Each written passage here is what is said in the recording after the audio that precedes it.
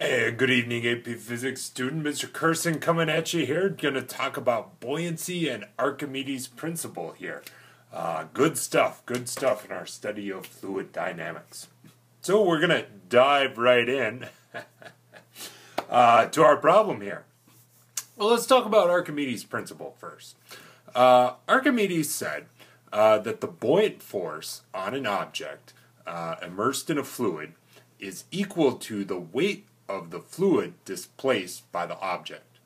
So let's think about this for a little bit. So your non-physicist friend might say, oh, I feel weightless while I'm in the pool, right? While I'm in the swimming pool. Here's Mr. Curson in the swimming pool. Well, that's not true. You're not weightless in the swimming pool. Gravity is pulling on you just as much as it always does.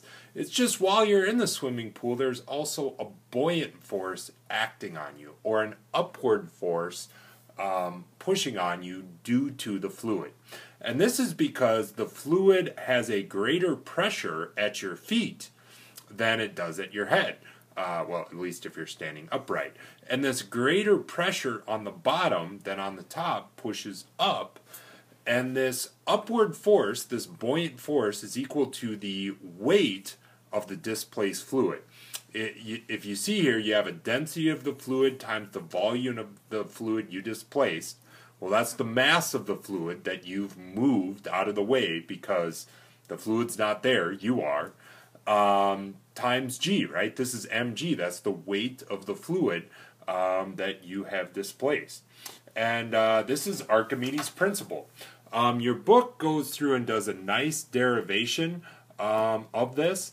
And basically, if you think about it, we know the formulas for what the pressure and force on the top of a regular object would be, and what the larger force on the bottom would be, and we can actually go through and derive what the buoyant force would be using our pressure equations that we've learned before about an object at a certain depth.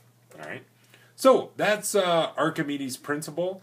A lot of times we think about this with water. But it doesn't the fluid doesn't have to be water. In class tomorrow, I'm going to show you a video of a steel cannonball floating in mercury. I'll even put it in the link below, so in case you're missing class, you can check it out. Okay, well let's jump into this problem though. Problem number 22. And there's a lot of information in this problem and a lot of new information that we'll go through.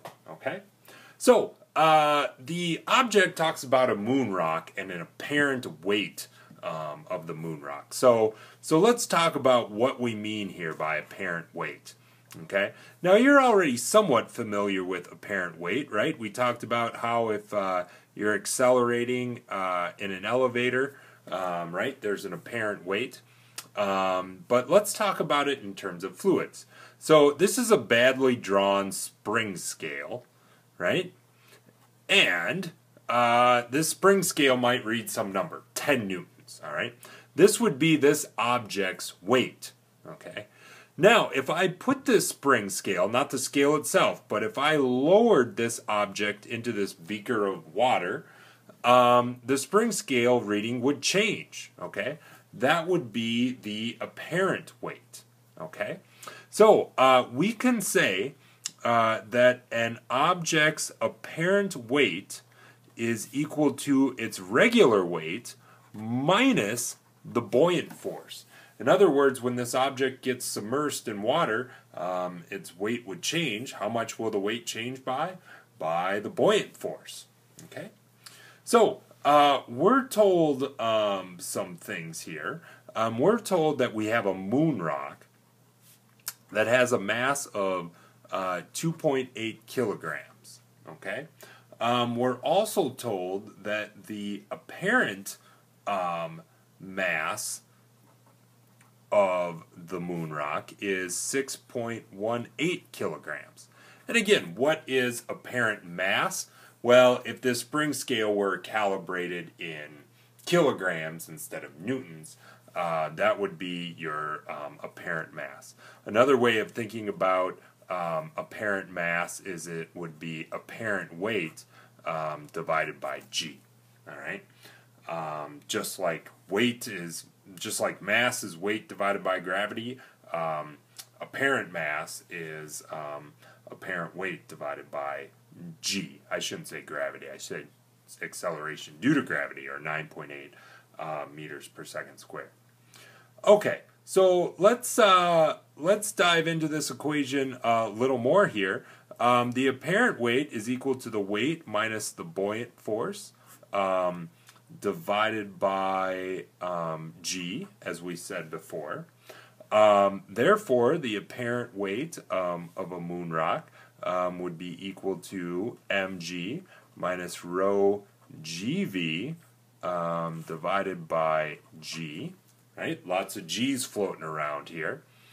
And notice here the g's could cancel out, and we would find that the apparent weight of this object would be equal to the mass minus the density of the fluid, in this case H2O, times its volume. Now, as it turns out, we know everything in this equation except the volume of the rock, which is one of the things we're going to want to know here. So if we plug in all the values that we know, we have an apparent mass of 6.18 kilograms, an actual mass of 9.28. The density of water is 1,000 kilograms per meters cubed times the volume. So if we do a little algebra here, we will find that, well, let's go ahead and do the algebra. Subtract 9.18 here, we get negative 3.1 equals negative 1,000 V. Therefore, the volume of our moon rock is 0.0031 meters cubed. And from there, you guys can probably handle it. But why don't we go up here just to be safe? So if we want to calculate the density of our moon rock, that would be the mass of the moon rock divided by the volume, which would be the mass of our moon rock is 9.28 kilograms divided by 0.0031 meters cubed, means the density of our moon rock is 2,990 kilograms per meter cubed, and that would be our answer there. Okay, so we used Archimedes' principle here when talking to find buoyant force, and with a buoyant force and a mass and an apparent mass, we could calculate the density of our rock. So, you know, if you have a rock and all you have is a spring scale and a beaker of water, you can actually calculate the object's density. All right, nice work, AP Physics students. For our joke today, the joke today comes from a guest joke teller.